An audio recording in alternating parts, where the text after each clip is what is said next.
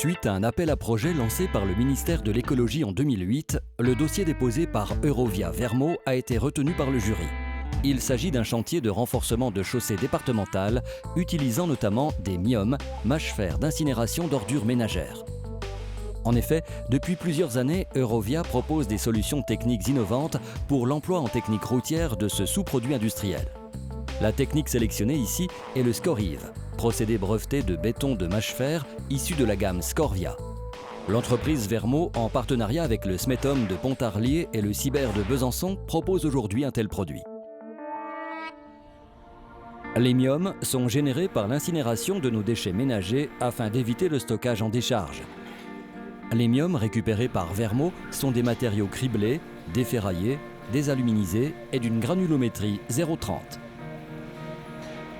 Ce chantier de renforcement se situe sur le RD 48 dans le Haut-Doubs, entre les petites communes de la Chaux-de-Gillé et Bugny, et s'étend sur près de 4 km.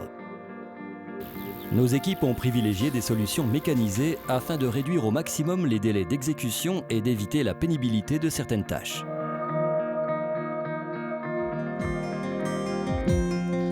Pour le terrassement, une trancheuse déportée a été utilisée afin d'atteindre des rendements en sol meuble dépassant les 400 m3 par jour. Cette technique, en plus de sa rapidité, permet également un rendu final plus net et plus précis qu'une technique traditionnelle pelle-camion. Cela permet également de diminuer le nombre de personnes sur chantier.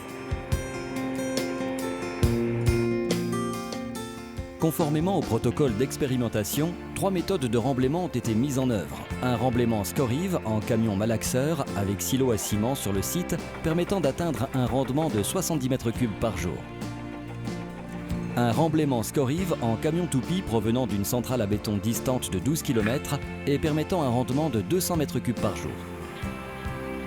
Un remblaiement en grave non traité avec utilisation d'un épandeur latéral, plus rapide et plus précis qu'une technique traditionnelle.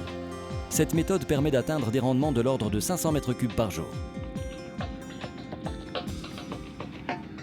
Les différentes techniques mises en œuvre feront l'objet de tests géotechniques au cours des 2 prochaines années. Ces tests seront réalisés par le DLA, département laboratoire d'Autun.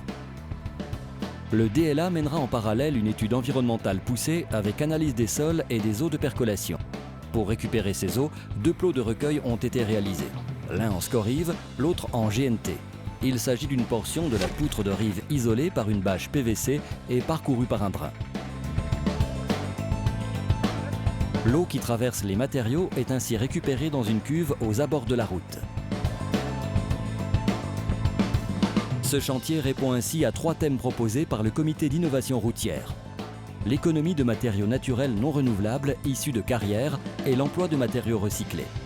La réduction de la durée des travaux et donc de la gêne occasionnée par les chantiers.